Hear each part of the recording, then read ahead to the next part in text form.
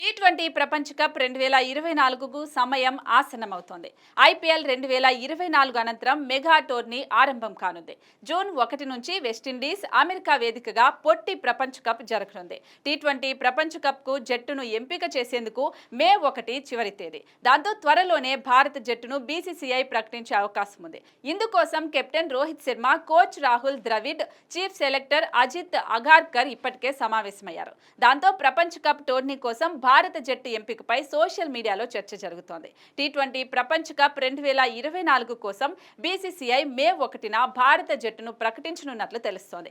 ఇటీవలి ప్రదర్శనతో పాటు ఐపీఎల్ 2024 ప్రదర్శన ఆధారంగా జట్టు ఎంపిక ఉంటుందని తెలుస్తోంది. రోహిత్ శర్మ, రాహుల్ ద్రవిడ్, అజిత్ అగార్కర్ సమావేశం అనంతరం కొన్ని కీ పాయింట్స్ బయటకొచ్చాయి. టీ20 ప్రపంచ కప్లో ఓపెనర్లుగా రోహిత్, విరాట్ కోహ్లీ ఆడనున్నారట. ఇప్పటి వరకు టీ20లో ఓపెనింగ్ చేస్తున్న శుభ్మన్ గిల్ బ్యాకప్ ఓపెనర్ గా ఉండే అవకాశం ఉంది. అలాగే రాజస్థాన్ రాయల్స్ ఆటగాడు రియాన్ పరాగ్కు టీ20 ప్రపంచ కప్ లో ఛాన్స్ ఇచ్చే విషయంపై రోహిత్ శర్మ, రాహుల్ ద్రవిడ్, అజిత్ అగార్కర్ మధ్య చర్చ జరిగినట్లు సమాచారం. ఇందుకు కారణం ఐపీఎల్ 2024లో అతడు అదరగొట్టడమే. గత సీజన్లో ఓవర్ యాక్షన్ చేస్తూ మీమ్స్ బారిన పడిన రియాన్ ఈసారి తన బ్యాట్ కు పని చెబుతున్నాడు.